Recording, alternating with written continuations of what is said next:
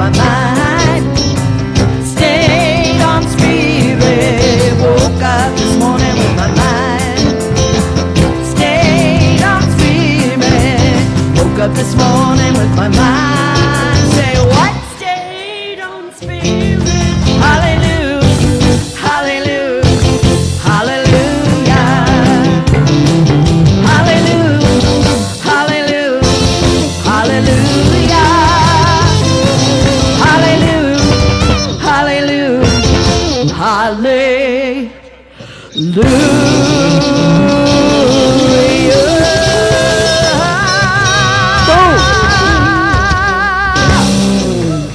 Good morning, Center for Spiritual Living, Simi Valley.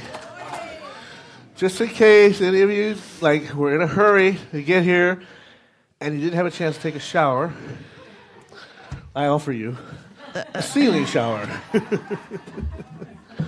I will say that, he doesn't watch. I don't think he watches, but if our new landlord does watch, I must say that the new landlord is a little more responsive than the previous landlord in that he actually had his gentleman repair guy here this morning checking out the scene, which is cool. Yeah. Right? Yeah.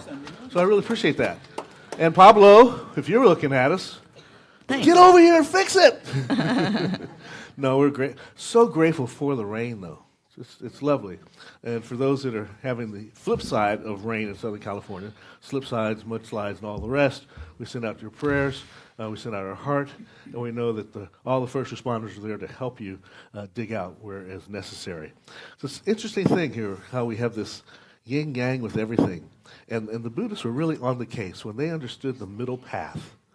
You know, the middle path is really what it's all about. I don't want too much joy. I don't want too much sadness. Now, if I get a lot of this and a lot of that, I'll bring it together, which is bringing me into a tangent about awful and awesome. Already this morning, haven't even started yet. But isn't it interesting that when there's a whole lot of something that's great, that's awesome. A lot is awesome. And if there's too much that's bad, that's awful. But awful and awesome, they seem like they're backwards. Like if it's great joy of awe, you should be awful. And if it's a little bit of awe, then it should be awesome. But it's the other way around. But I didn't make the language. Are you following me? Wow, John, I'm so sorry. Hello, Virch. This is what we do in-house. See, you don't hear all of it because we have not mic'd the audience. But if you were here, you could do the participatory church that we have here. And Reverend Rob says, thank God. One of the biggest mouths in the room going, oh, thank God. We can't hear. Let's see, what do we have here? Oh, that's not the right one. That's right. Oh, my goodness. This activity that Reverend Nancy and Ellen have put together, so timely, so sweet of them to come together and create a space for those of us who struggle. And a lot of people do struggle during holidays. Think about it. We have a member in our family who passed away close to Thanksgiving, and so Thanksgiving is a marker for that. We're grateful. We're grateful to have that person in our life, but it also is a marker for that's when that person was lost to us. So Christmas, holidays, January, the New Year, all these things can really take us into a space of potentially darkness. And thank goodness for Reverend Nancy and for Ellen, who put together this holiday self-care circle. And there will be one more today, and then December 7th, and then December 14th after service. And you just come and share your story and get that shared in a safe space, in a brave and courageous space where you can speak your truth. And just right there on cue walks in Ellen. There she is, the woman I'm talking about, right there. So give her some love. Go ahead. Yeah.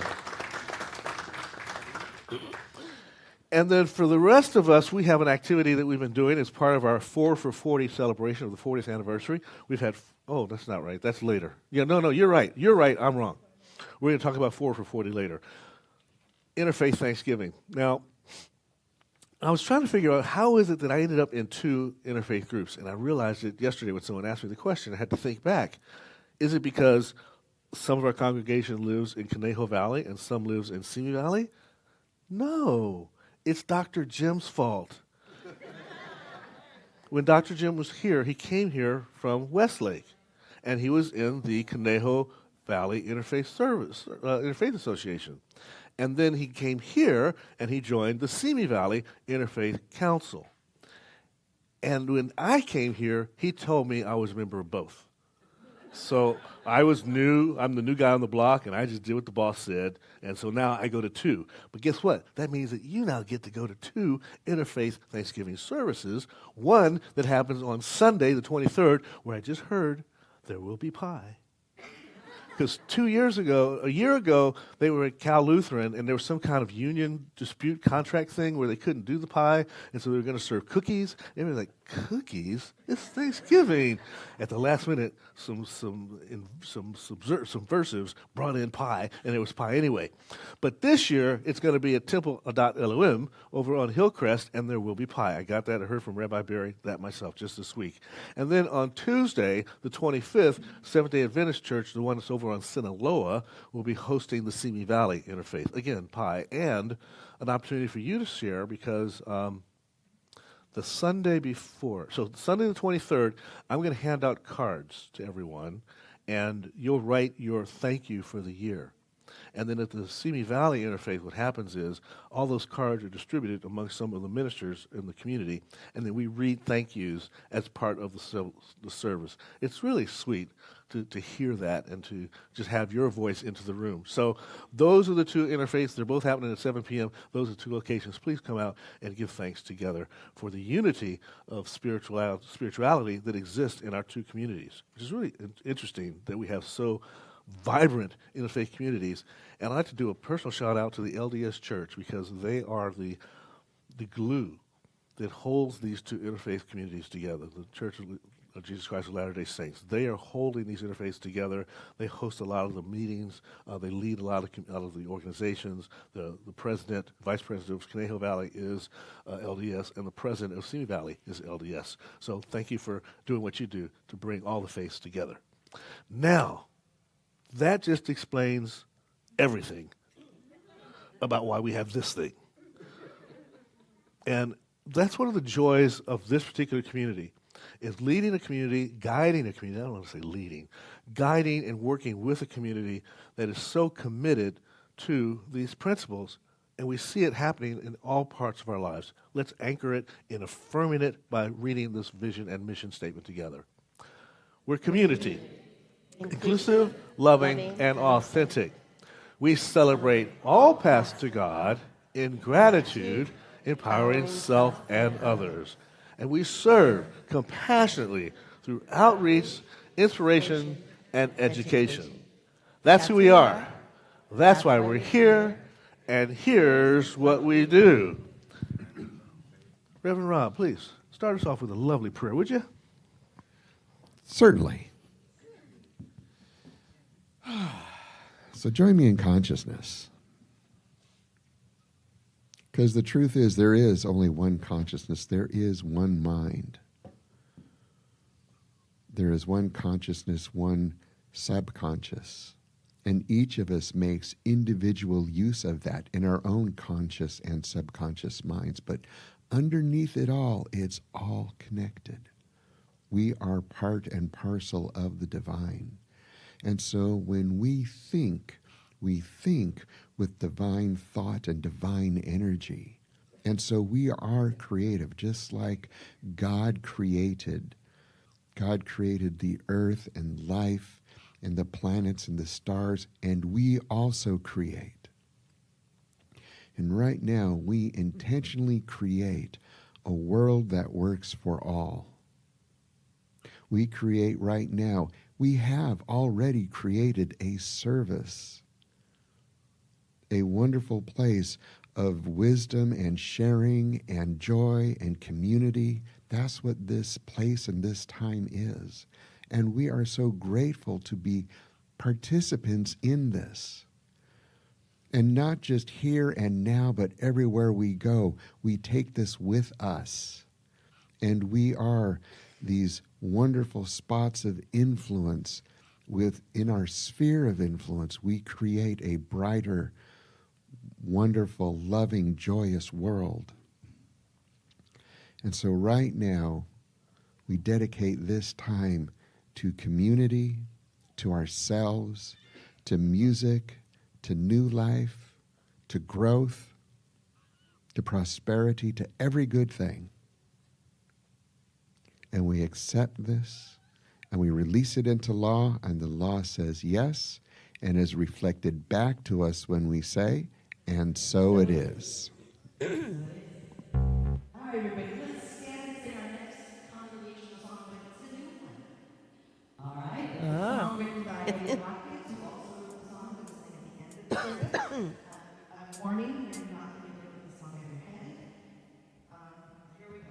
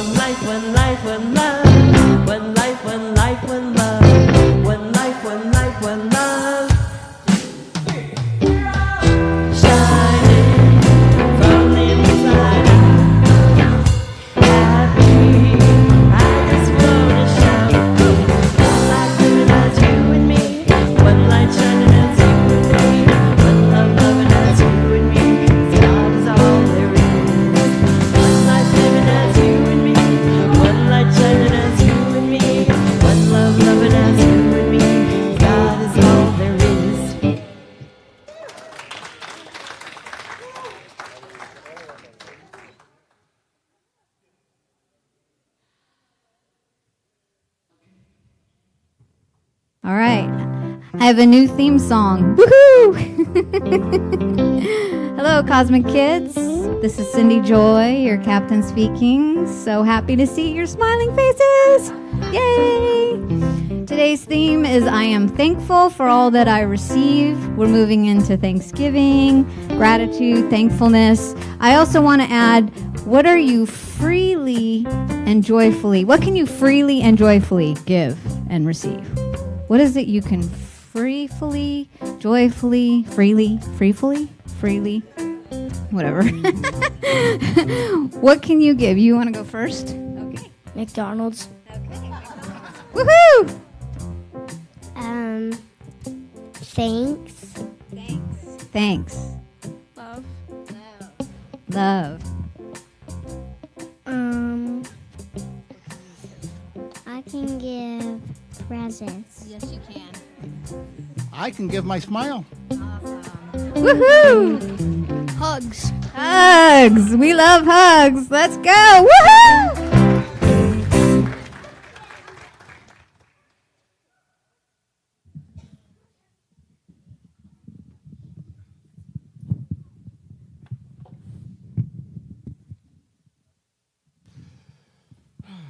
So I will read the affirmation through, and then we'll all say it together. I am a living magnet, consciously drawing to me the things, the people, and the circumstances which gift my life with connection and meaning. So all together, I am a living magnet, consciously drawing to me the things, the people, and the circumstances which gift my life with connection and meaning. So my reading today is from Braiding Sweetgrass by Robin Wall Kimmerer. It just seemed appropriate somehow. In Potawatomi, the strawberry is Oda Min, the heartberry. We recognize them as the leaders of the berries, the first to bear fruit. Strawberries first shaped my view of a world full of gifts, simply scattered at our feet. A gift comes to you through no action of your own, free, having moved toward you without your beckoning. It is not a reward. You cannot earn it, or call it to you, or even deserve it. And yet it appears. Your only role is to be open-eyed and present. Gifts exist in a realm of humility and mystery. We do not know their source.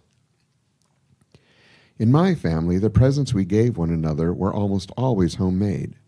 I thought that was the definition of a gift, something you made for someone else. My father loves wild strawberries. So for Father's Day, my mother would almost always make him strawberry shortcake. She baked the crusty shortcakes and whipped the heavy cream, but we kids were responsible for the berries. We each got an old jar or two and spent the Saturday before the celebration out in the fields, taking forever to fill the jars as more and more berries ended up in our mouths. Finally, we returned home, poured them out on the kitchen table to sort out the bugs. I'm sure we missed some, but Dad never mentioned the extra protein. In fact, he thought wild strawberry shortcake was the best possible present, or so he had us convinced. It was a gift that could never be bought. As children raised by strawberries, we were probably unaware that the gift of berries was from the fields themselves, not from us. Our gift was time and attention and care and red-stained fingers. Heartberries indeed. Thank you, Rob. This morning we have our dear friend, Alberto del Pino.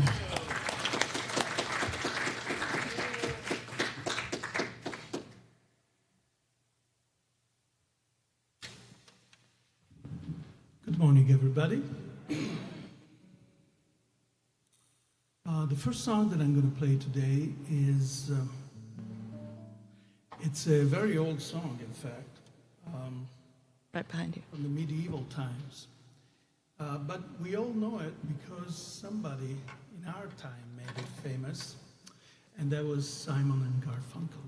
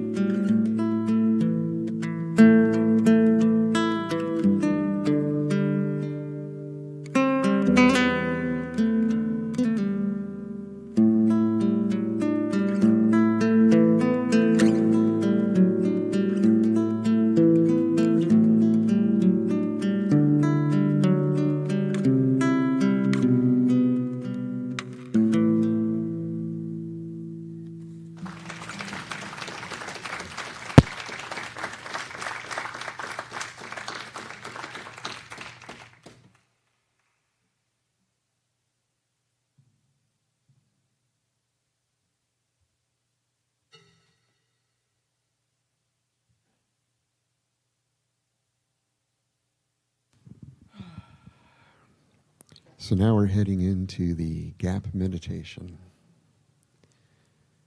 The pause where we recognize that the divine is all around us and within us. So we're going to go into the quiet for 3 minutes, and then Cherie will play us out.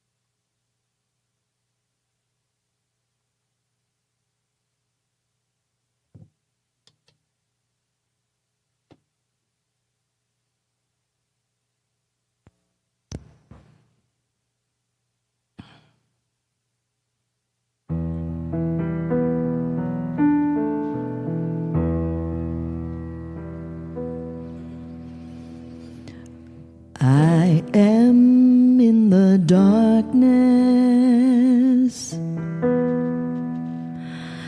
I am in the light.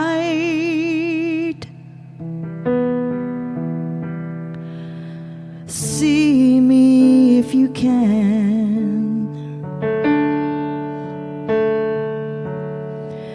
Everywhere I am.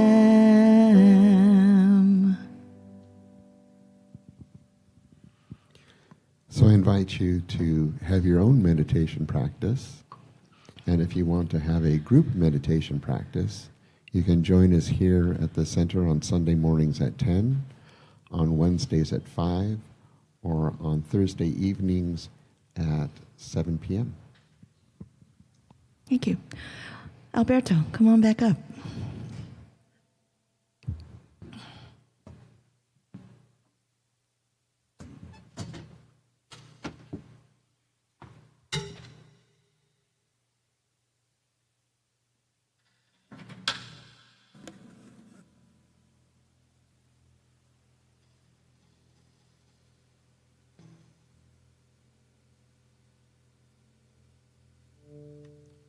Sorry about that, but I need to retune.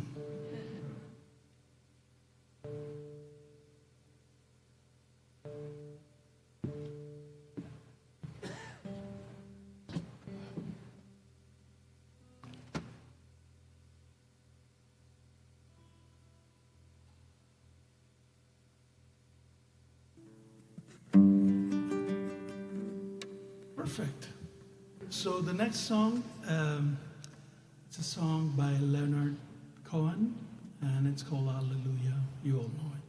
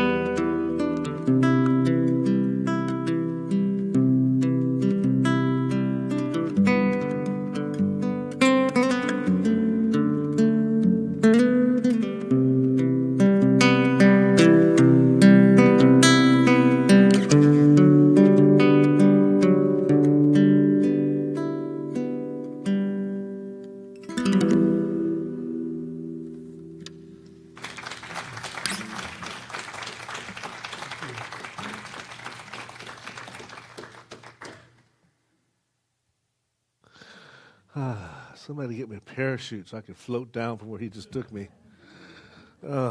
Thank you, Alberto. That's just what I'm talking about. Here, there, everywhere, gifts. They're just showing up everywhere like those strawberries that Robert was talking about a minute ago.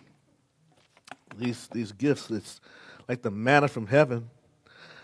And a wonderful time of year to think about all the gifts as we move into what this is called the Thanksgiving season, right? Yeah. You know, this land that's all around us is the source of so much bounty. Look at that, all that. Oh, that's just beautiful. All that fruit and veggies coming out of that basket there.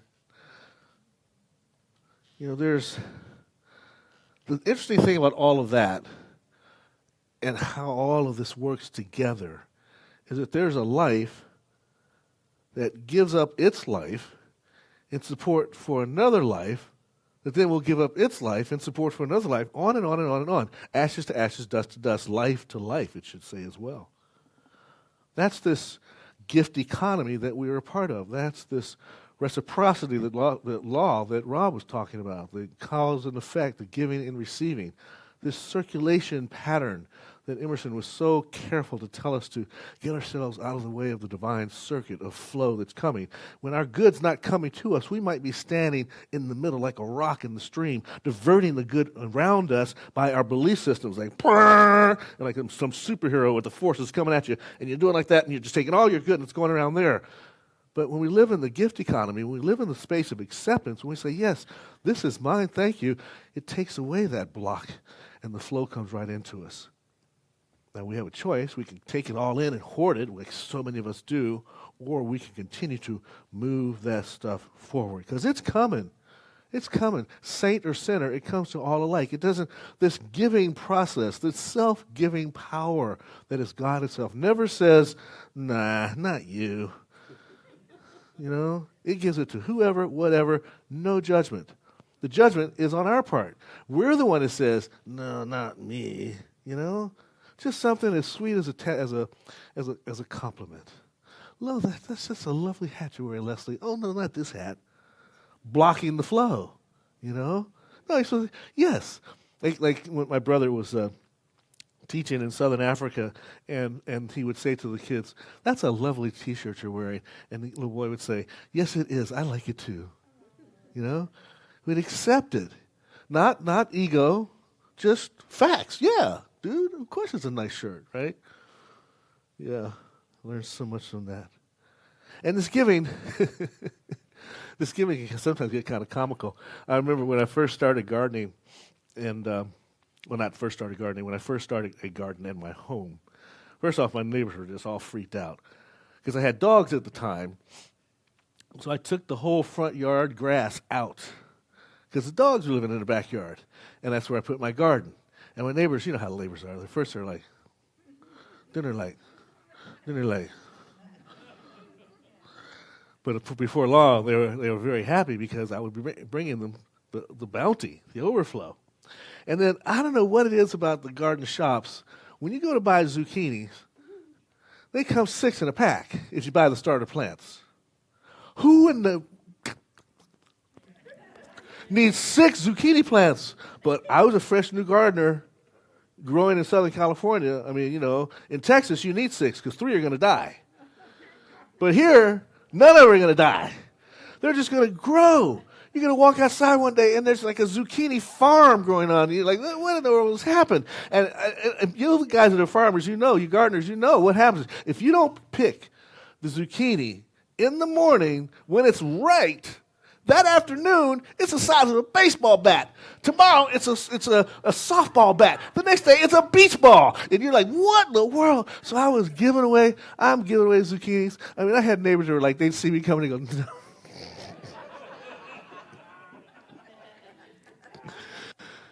But you're laughing, but that's the universe we live in. That's the universe we live in. But we're so busy in our minds. I'm not worthy. That's too much. Oh, I can't have any of that. Oh, no, that's yours. Just whatever boundary we have set up for ourselves. We have set up these boundaries individually, communally, collectively, governmentally, now globally, that is blocking so much of this gift everywhere from showing up everywhere. This is our joy. This is our journey. This is what we're about. You know, it's we've been following. We had class last week, and there's a guy named James Tellerico who's a representative from Texas, the northeast part of Austin, Texas. And he's also a seminary student, Presbyterian seminary student. And he was speaking to his class about the dangers of Christian nationalism. Now, I'm not going to get into all of that stuff. That's not the point. The point of the story was he was explaining his belief about what it is to be a Christian. At the end of the video, someone in the class said, wow, he is 100% science of mind. To which I said, so what does that tell you? Well, it tells me he's like a true Christian, like Jesus would be a Christian. I said, yeah, but what does that tell you about science of mind? Well, I don't know. Is that we are 100% Christian. We say we're not a denomination of Christian faith, but we are because we follow the teachings of Jesus. We follow the spiritual laws that he followed. We try to live our lives in that example. And that's why we want to help those that are downtrodden. That's why we want to feed those that don't have food. That's why we want to clothe those that don't have clothes. That's why we want to house those that don't have houses. It's not politics. It's religion. It's our faith that says that, to do that. And that's why we do the projects that we do here. Even the little projects like the sound bath, that's to orient our bodies and our minds so that we can be in alignment with the spiritual truth, so we can be these givers and live in this gift economy to share and know that we live in an abundant place, that there's plenty of us to give to everybody, and we're not going to be depleted by any way. Now, we may have different vehicles on how to give that stuff. That might be politics, but the religion part of it, the faith part, the spiritual part of it is we're just here to be more loving, to be more forgiving, to be more compassionate, to be all those intangible things, to have more human input, you know? And all this life that makes life happen, it's so interesting to think about it, that it's more than just human input. You know, we put ourselves at the top of the food chain, but that's just because we can think that way. But the birds just, they run around with bellies full of berries, just like we can walk around with a bucket full of berries, you know? And so much so, there's too much cargo in their belly for them to even fly. And we have the ability to have too much stuff in our bucket for us to even carry it. And if that happens, that's a signal. Like if the bird can't get off the ground, he goes, oh, I just ate too many berries. If we can't lift the bucket, maybe we should take some out of the bucket and give to somebody else whose bucket is a little bit lighter. What's wrong with that? You still got a pretty full bucket.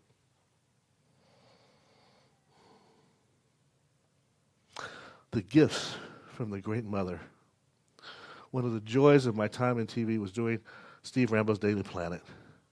And they gave me that darn earth to hold. And the theme of our daily episode was love your mother.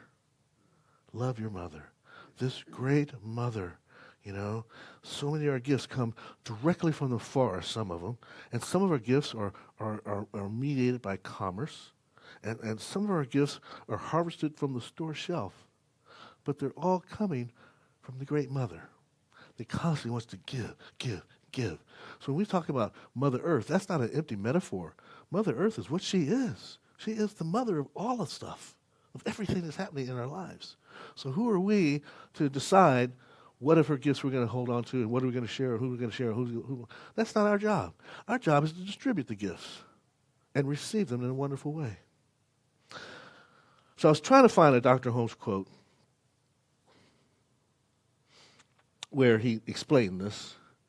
And I don't know, either the book I was reading or maybe it's just one of those days, but it was like true Holmesian. Look at that. Look at all these words. It's abundant. It was an abundant quote. But it breaks down to this one thing. Here it is. There is so much more of everything in the physical universe than the human race has ever need of or could have need of. That we cannot attribute limitation to God or to causation, because out of that cause itself is made things in such abundance that it would be impossible to use even the smallest fraction of them. In other words, he's saying, there's a lot of stuff, and no matter how much you keep thinking about it, you cannot use all the stuff that has been given to us, not even a small fraction of it, because the causation it just wants to create. The self-cause, the first cause, create. What is next to it? It creates more. That's all it can do. That's all it can do. And all we can do is limit that through our consciousness. But even if we limit it through our consciousness, we still are not even going to use the smallest fraction of all that's available. So my charge to you is start thinking about how you can use up all the stuff you have. And then, you know what's going to happen? You're going to get more stuff. Because this thing here, there's all these words. These words are going to keep doing it. So it doesn't matter how much you give of what you have, you will still have enough. Enough. I know it's scary. Like when you go to the counter in the closet, you know, and you bought 28 rolls of toilet tissue, or 48, and there's 2 left. Use one and give one to your neighbor and see what happens. 2 days later, there'll be 48 back up there on the shelf. That's how it works. There will be more, unless it's COVID again. But it's just the circle of life. Like the splinters from the trees make baskets. They make these beautiful baskets in southern Carolina, in the low country, from these trees. I used to remember the name of them. I can't remember them right now. Auntie Ruth, what is the name of that tree? She's not in. She's not taking. Okay, she's taking no calls right now. And we take roots from plants to create medicines. We take the body of the tree to create the home that we live in. We take the pages of wood, pulpwood, to create the books that we read. Everything is coming from this great mother, and there's more and more of it always coming. These gifts are constantly overflowing. There's an abundance of them. So our job is to recognize it. And in recognizing it, we generate more of it. And through the use of it, we generate more of it. And we can note different things in times of year that help us to understand this. You know, we have gotten so spoiled with our airplane culture where we can fly berries from South America to North America when it's not even berry season. You know, but in the old days, they had to, like the 90s, they actually had to wait for the right season to come around, you know. And that's why there's certain things that are, and this book here, this serviceberry. The serviceberry is one of those things. It's a calendar plant. It's a calendar plant. When the serviceberries are blooming, then people that live there, the Potawatomis and the Ashinabis, then they understand that it's time to sync up some activities of their lives. They understand that the roads that have been impassable all winter are going to start being passable. They're understanding some of the rivers that they navigate on are now going to be less icy, and even the Chad might be running on those rivers, so be ready to catch some fish along the way. They know that. Why? Because of the service berries. If we pay attention to the gifts of nature, not only are they feeding us and giving us stuff that we like to tasty good, they're telling us, they're feeding us information about the world in which we live. This movement of energy is a gratitude expression. You know, the plant elders use the rain, and the rain and the sunshine create more berries, and then the sweeter of the berries show up in a world that is sometimes very bitter. But even though the world is bitter, there's a sweetness of the berries showing up. Let me read a piece from the book here. But first, I'm going to get some water. You guys know I've been dealing with this cough here, and I think the doctors are onto something. They think they may know what's going on. They just haven't told me yet. When they tell me, I'll tell you, because we'll all be happy to know. Let's see. Oh, yeah, this is, yeah. Yeah, this is about that whole flow of stuff. It's about this recycling process and how quick and how slow it can happen. Again, oh, look here. This is Robin Wall Kinnemer, too. Oh, coinkydink? I think not. This recycling proceeds at different paces. Sometimes it's as quick as minutes, like the molecule of phosphorus dancing between water and the spinning cell of virid green algae. That algae takes up the phosphorus into its body, which is then eaten by zooplankton a few minutes later, and they excrete that mineral back into the water where another algae is happy to have at it. Now, other cycles proceed more slowly. Sometimes the minerals get squirreled away in long-term storage, like nitrogen, immobilized in a tree trunk for 300 years, but it always comes back into circulation. The juice that burst forth from the berries was rained just last week, and it's already on its way back into the clouds. These processes for the models of principle or of a circular. These processes are the models for principles of a circular economy in which there is no such thing as waste, only starting materials. No such thing as waste, only starting materials. So when you give, you're just starting a process for more stuff to show up. Giving begets giving, and the gift stays in motion. And Robert Kinnear goes on to say that abundance is fueled by constantly circulating materials, not wasting them. Right? A lot to think about. Some easy stuff to do, though. Our challenge is learning the habit of giving.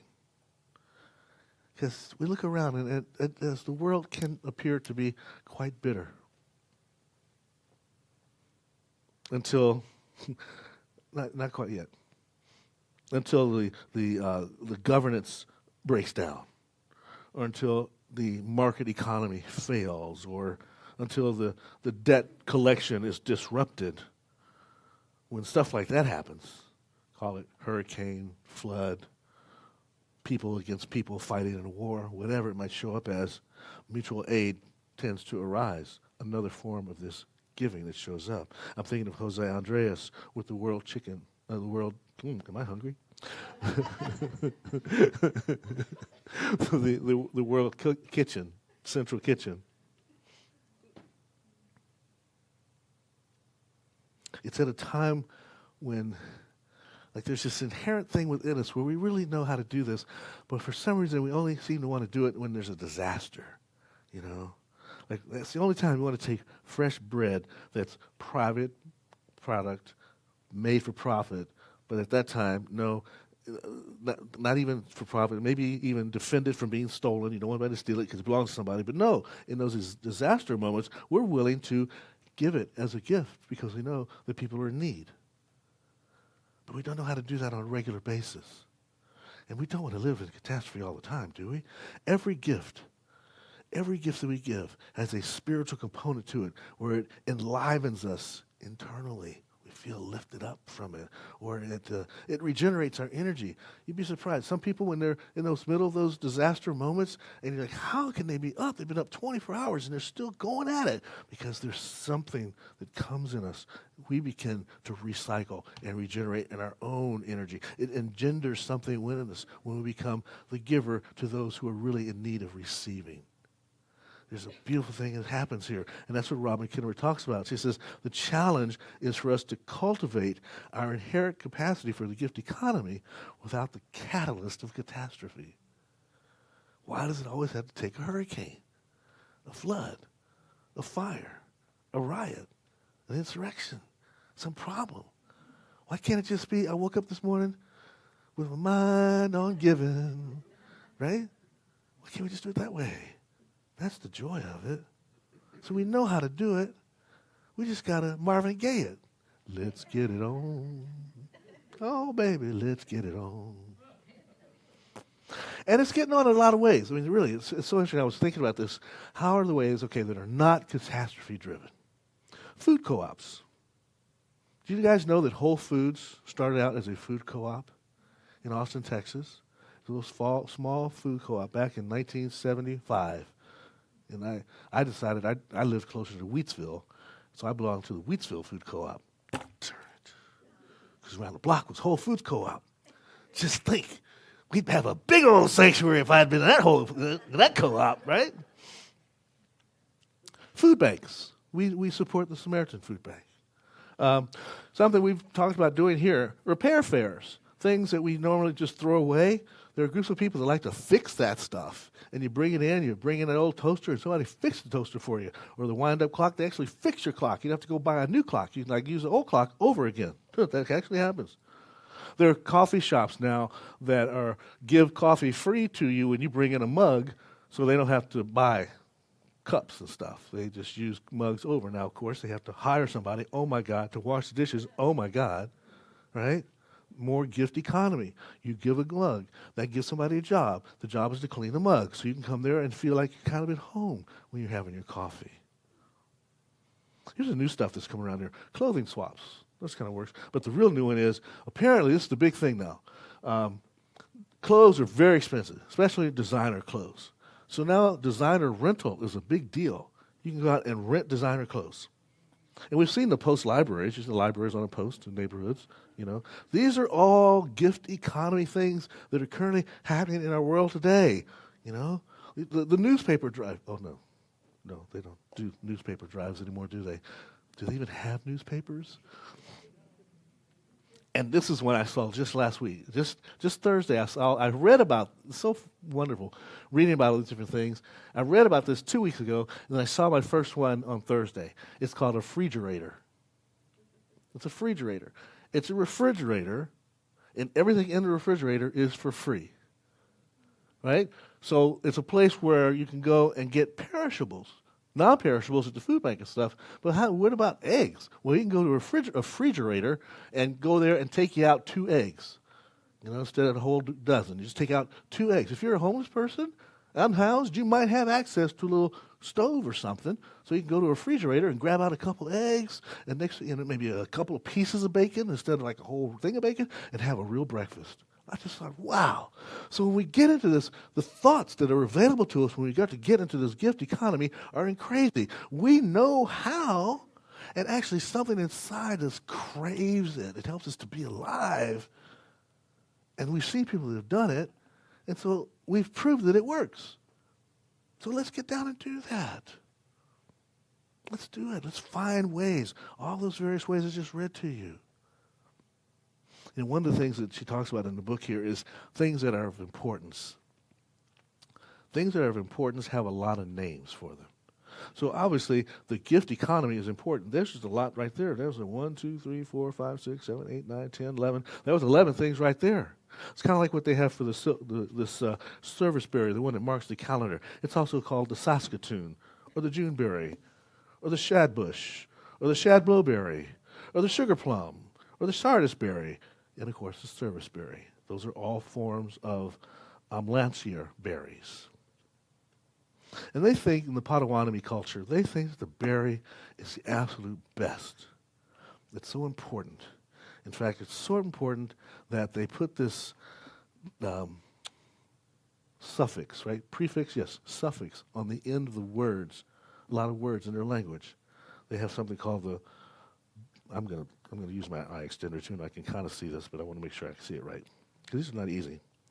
Okay, the bozicamim, that's the very best berry. The bozicamim, it's like this. That's this one. The street. But then they have the blueberry, which is called the minan, and they have the strawberry, which is called the odamin, and they have the raspberry, which is the maskiasamin, and the apple, which is called the mishiamim, and maize, corn, which is called the mandamim, and rice, wild rice, which is called the monomim. Mim at the end, min at the end. I should be saying min, not mim. Min at the end. That means gift.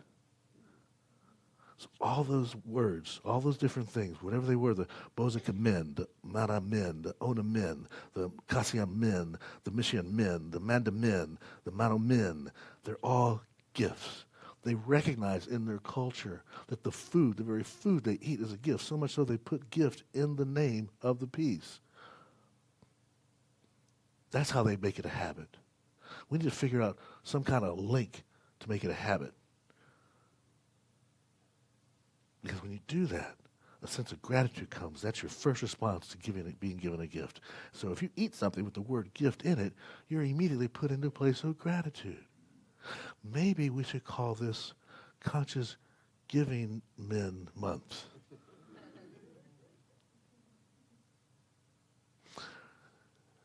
Robin Wall Kinnemer says, when we speak of these not as things or natural resources or commodities, but as gifts, our whole relationship to the natural world changes.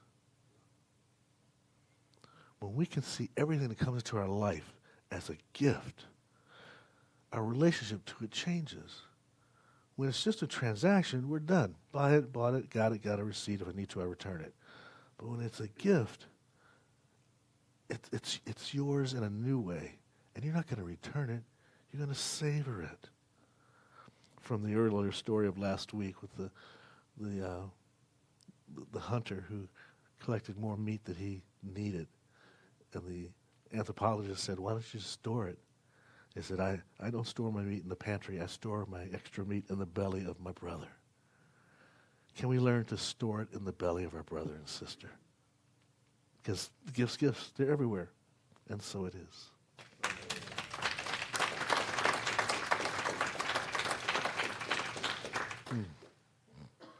So this is why you are that. Do you see? Are you ready to be magnetized? Are you feel magnetized? Yes, all right, here we go. I am a living magnet, constantly drawing to me the things, the people, and the circumstances which gift my life with connection and meaning. Gift your life. If you see your life as a gift, oh man, how easy it is to give more. And that's really what we just really want to talk about. We just want to share that as much as we can. So as we go into prayer,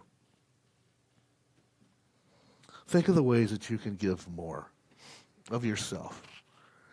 Now, I know it may sound self-serving because this is our Conscious Giving Month, but forget that for a minute. And yes, we'll ask what pledges later, but forget that. How can you, this is the question to ask deep within, with Spirit's guidance. How can I be that living magnet? How can I gift myself and the Great Mother and the great life that extends from the Great Mother at the same time? What is mine to do? Listen for that answer. What is mine to do? And as we stand in this place of acceptance, of knowing Spirit that there may not have been an answer that just snapped right up at the top of the consciousness. But by asking the question, we have planted the seed for the growth of the idea. So I know that the word I speak for myself and for all those that are listening is the doorway, the threshold, the entry point for the liminal light of Spirit